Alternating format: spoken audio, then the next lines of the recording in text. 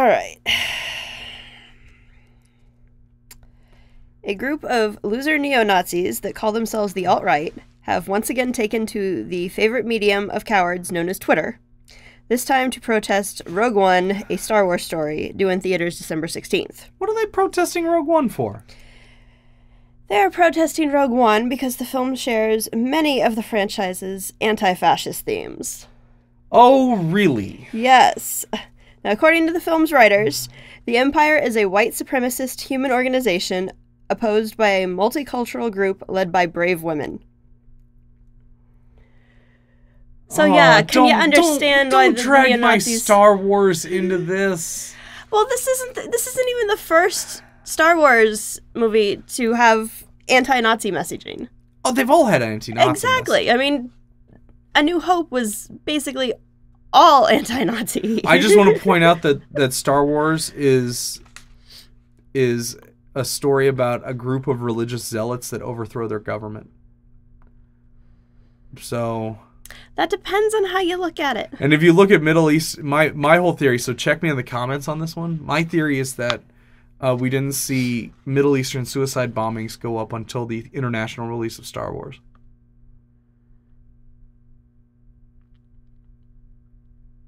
I don't give a bleep about these guys. We had bombings, Middle Eastern bombings before that.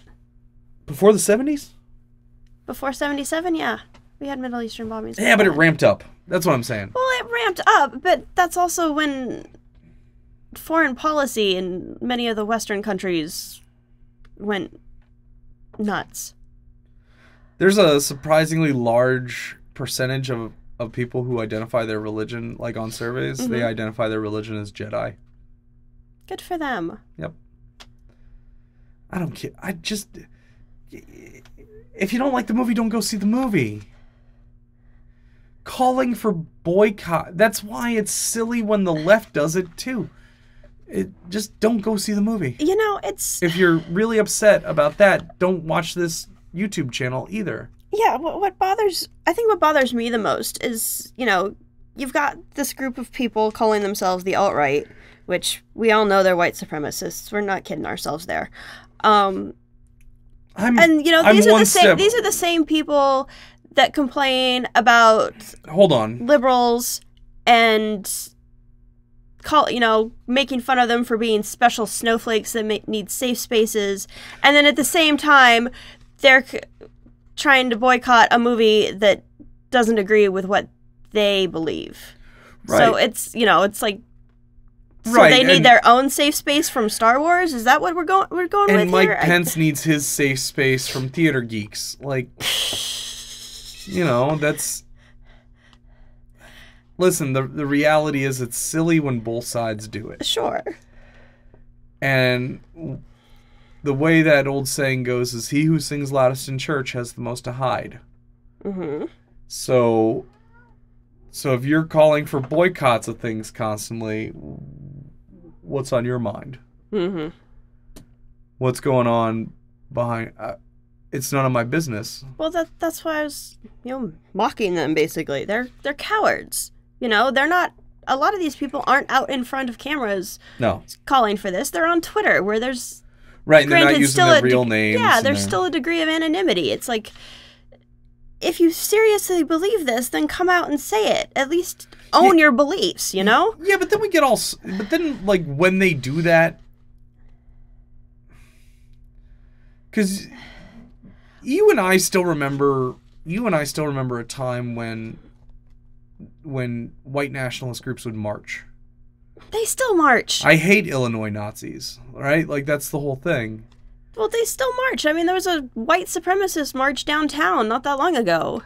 Yeah, and let them march, and let them go stomp around, and if they try to control other people and make other people believe what they believe, or make other people do as they believe, which is what they're trying to do with the boycott. Not really. Yeah.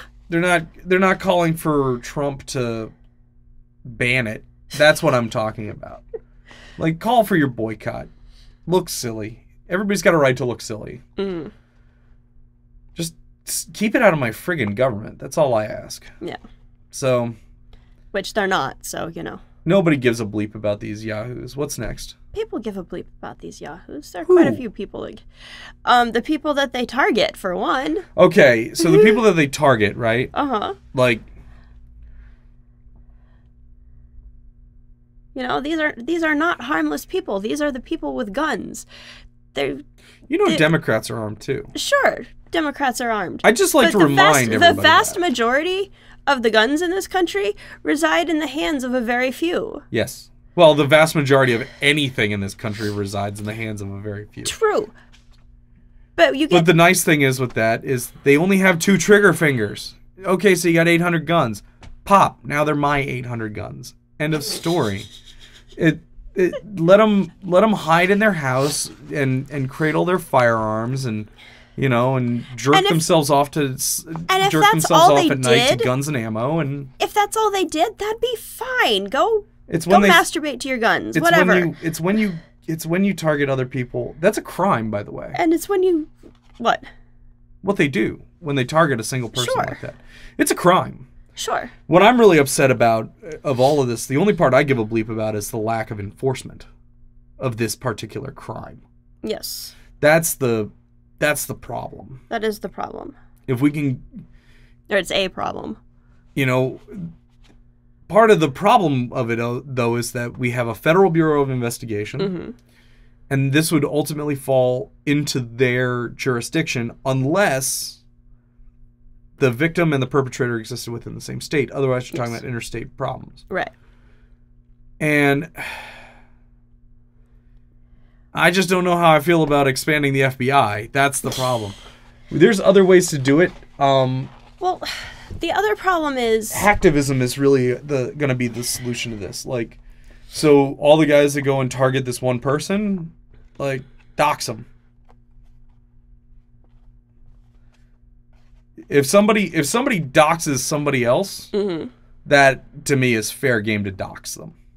okay. So if you're gonna go dox your ex-girlfriend because you're mad at her, well, guess what, buddy? Guess what? Okay, and for some of the people in the audience that may not be familiar with the terminology, what are you referring to by doxing? Oh, doxing is when you make public people's things like phone numbers, address, email, physical location, phone number, email. Yeah. People have a right to keep that information private Sure. until they take that right away from others. Mm-hmm.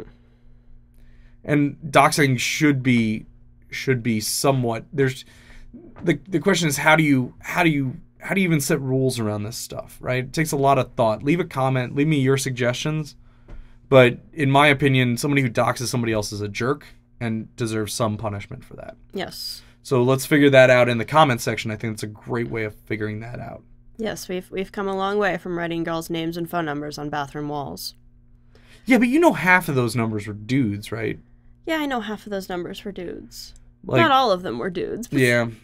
Though we haven't those- come a long way. When we went up to last time we drove, which was like 4 or 5 years ago, West Virginia.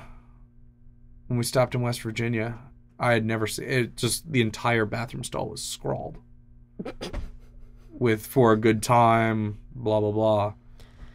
It was Jeez. everywhere. And so then I think when you see it that bad, you gotta contribute, right? Oh God. So I think I put. I don't think you told me this story. I think I wrote Don Chat here and moved on with my life. Okay. Yeah, when there's a lot of graffiti, it's kind of fun to add to it. Okay. You never be the first person to do the graffiti and never be the second person. You got to wait till it's almost a work of art in just how grotesquely graffiti this was. Before you contribute. Yeah. Okay. By the way, bathroom graffiti is done neither for recognition nor financial gain. Therefore, it is the most pure form of art. Discuss in the comments. What's next? That's it. Really? That was our 5. That was our 5.